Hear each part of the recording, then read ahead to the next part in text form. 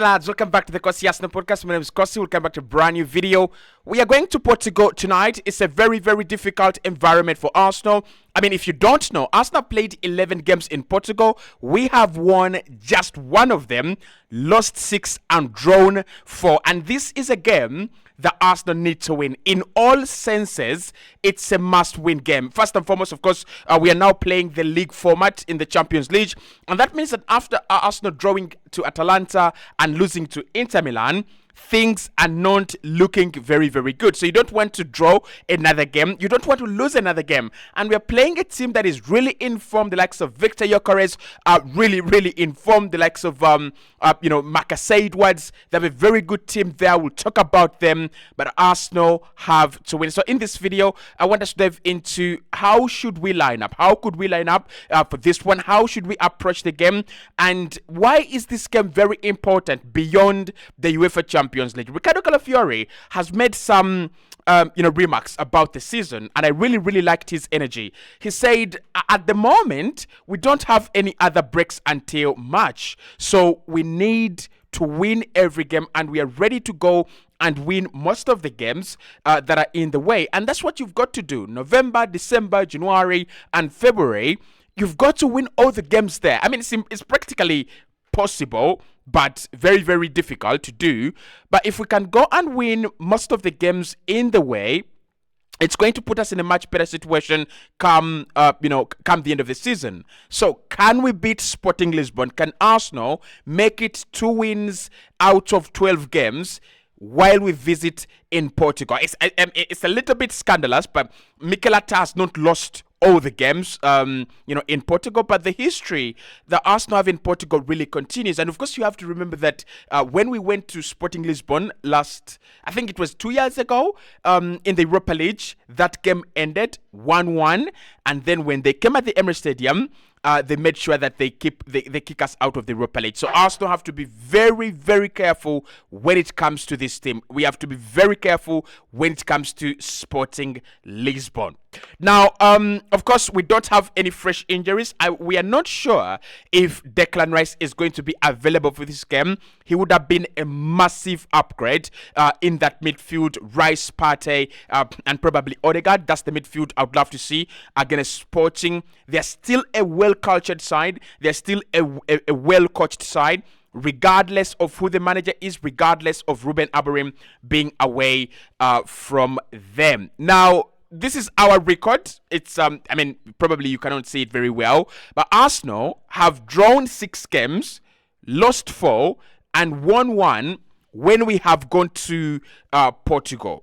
That is not that is not a record that is to be proud of. But let's talk about the starting 11 first.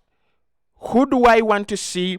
Who do you want to see? And how seriously is Mikel Arteta going to take this game? Because we have West Ham coming up, we have Manchester United coming up, and all those are very important games at the moment. So in goal, I think ever since we saw David Raya, it's no longer a contention. It's unless Raya gets injured, it's always going to be Raya in goal. And I don't have a problem with Neto, but I just don't feel like we need any rotations right about now. So I've gone with David Raya in goal. He's been really superb. He's back in the clean sheets with that Nottingham Forest clean sheet. Obviously, he was lucky that the Nottingham Forest goal was ruled out for offside, but nevertheless, decent goalkeeper. His record in the Champions League has not been bad. No, actually, has not been close to bad. A penalty conceded against, was it Henrik Mkhitaryan or Hakan Çalhanoğlu? One of the two, against Inter Milan. And that's just about it. I mean, we drew 0-0 to Atalanta, 1-1-0 to Shakhtar, and we also beat PSG 2-0. So if we can continue with that line of form in the UEFA Champions League, we are good to go. The back four that we saw against Nottingham Forest should stay consistent for the rest of the campaign, perhaps, in my opinion. Julian Timber coming in at right back had a good game. I've been watching back the goal that he actually scored in the Nottingham Forest game. Can anyone tell me why that goal was ruled out for offside? Because I just don't understand it. I've looked at the angles once again in preparation for this video. And no, I just don't see it. But the thing with Julian Timber and why he works very well at right back is because Ricardo Calafiori is a very mobile wing back. He's a very, very mobile player. So you have Julian Timber, who is capable of tacking inside. First and foremost, forming a back three. If Ricardo Calafiori goes up front, then you have Gabriel, Saliba, and Timber forming that back three. You trust that back three.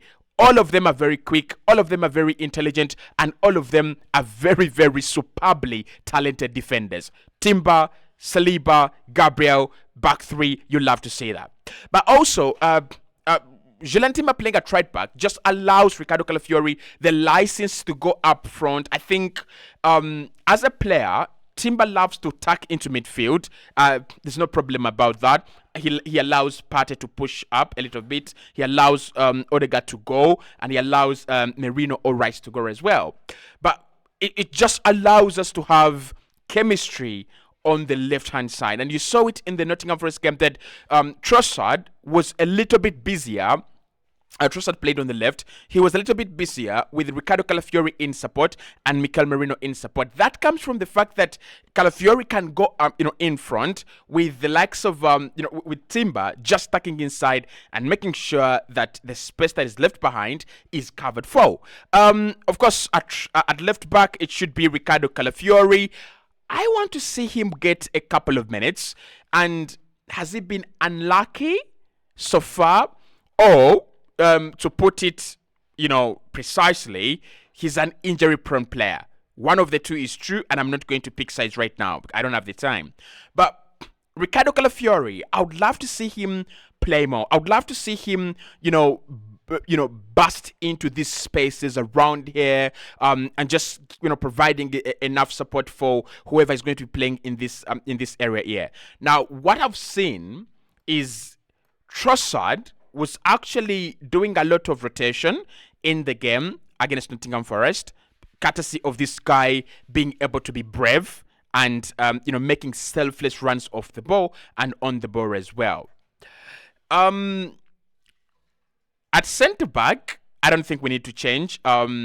We have seen what happens when Saliba is not there, and we have also seen what happens when Gabriel is not there. So Saliba and Gabriel, best partnership by a mile for me in the Premier League, if they're fit and they're in form.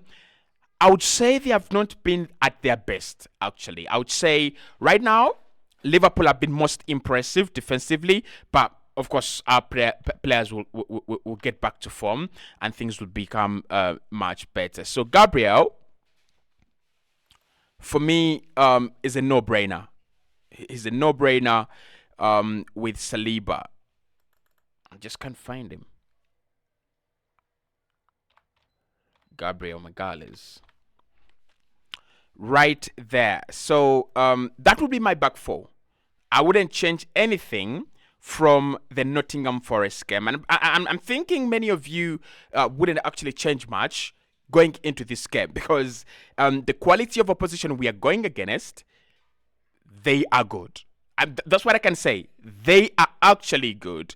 And Ruben Amorim and what he has done with them, it's quite impressive. It's quite impeccable. I mean, we're talking about a team that has really a very, very small budget, because if you look at around them, Diamonde came from the academy. I think Goncalo Inacio came from the academy as well. The likes of Macat Edwards, those were signed at very, very cheap fees. They signed Victor Gyokeres at a very, very small fee. So it's a team that has heavy talent, but it's just too cheap, right? It's just very cheap. That's why I'm saying that they're very, very, it's impressive what they've done and what they've managed to build as a team. Now, in midfield, I think Odegaard, Merino, and Partey. I don't know why he played Jorginho. Was he trying to keep Partey and preserve him? I actually didn't have a problem with seeing Jorginho. My only problem with Jorginho was that he had a bad game, especially at halftime. And it was okay for him to take him off. So I don't want to see him start in this game. Thank you. I appreciate, but thank you, Mikel. Let's go with Partey.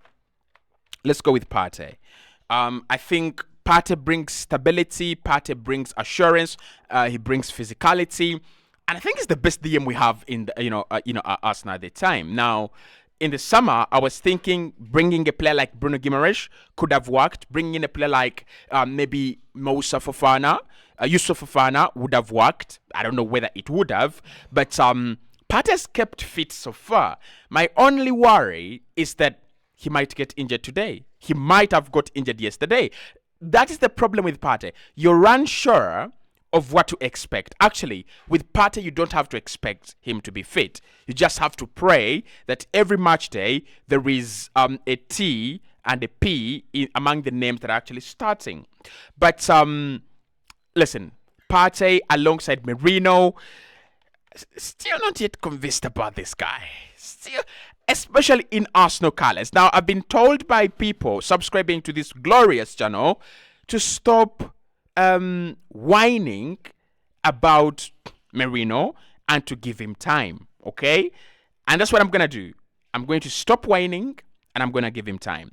Now, the one advantage I've seen with Mikel Merino is he's a perfect fit to replace Declan Rice. I mean, Rice is an engine, and when he gets back in form, we are going to see how he impacts this team, the energy brings, the drive and everything.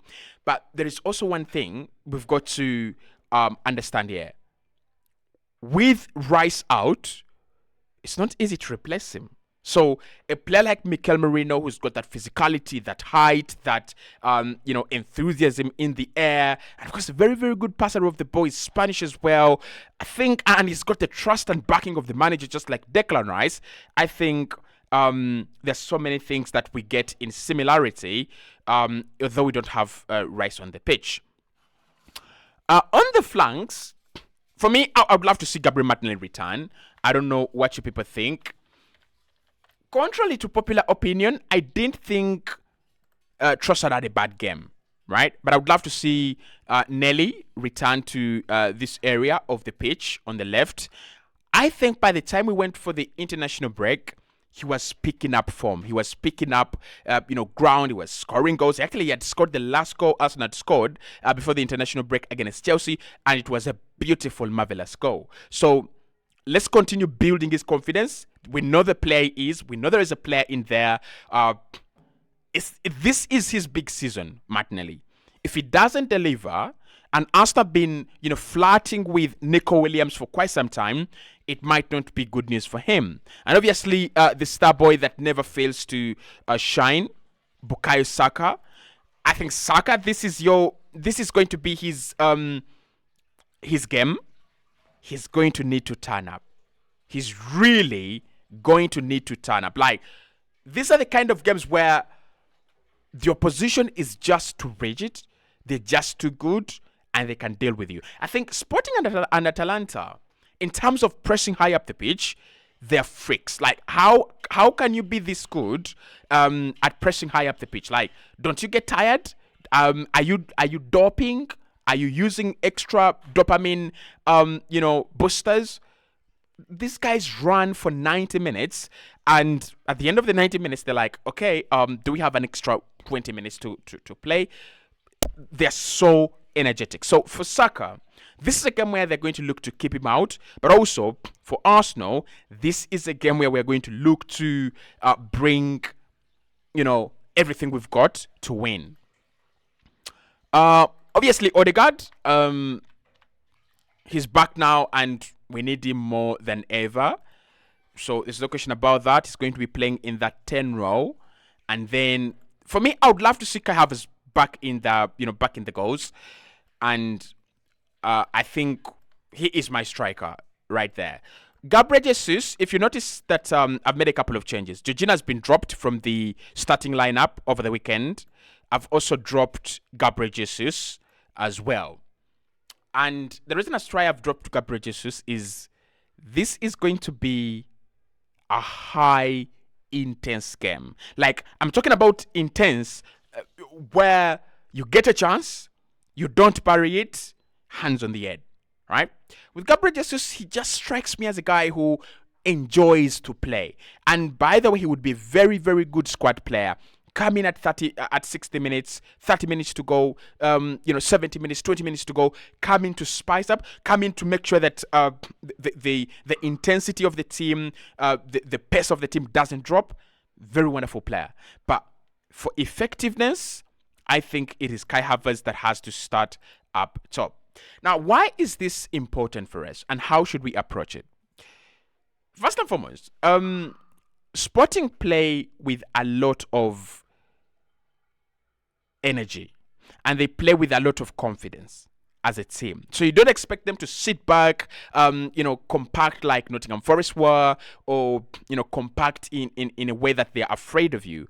They're going to bring the game to you. They're going to do what Tottenham Hotspur did to Manchester City. Actually, if you want to get a real test of what's going to happen, go and watch the Tottenham Hotspur game against City. Go and watch Ipswich against Manchester United. That is what's going to happen. The would-be underdogs are going to bring the game to us. And for Arsenal, we've got to match their energy and beat it. So we've got to beat them at their own game. If we try to sit back, they will win this game. If we try to, kind of just game manage, try to cool it down, they will win this game. They've got resources and they've got players that are highly rated right now at world standards, and they can win a game. Gyokeres can win your game. Has Conceição gone to? Is it Conceição at Juve, or is it Conceição? No, I don't think it's Conceição. I think Conceição is the one at Juve, right? Yeah, Conceição is the one at Juve. Who is that guy that literally dumped us out of the Europa League? Pedro Goncalves, right? That guy can win the game himself. Trincao is another. Marcus Edwards is another. So we've got to beat them at their own game, and we've got to be braver and better. This game is so important for us because we need to string a run of wins together. And for me, the run of wins would be and should be Forest, Sporting, West Ham, Man United, Preston in the Carabao Cup. Those 5 games don't look easy, and they shouldn't look easy by any means. Those 5 games are important. If Arsenal can win 5 out of 5, that will be 3 out of 3 in the Premier League. Our confidence will be back, and it will be better. I mean, let me know what you think about my starting 11 in the comment box below. I'll be coming with Mikel Arteta's team news and a few quotes from his press conference as well later on.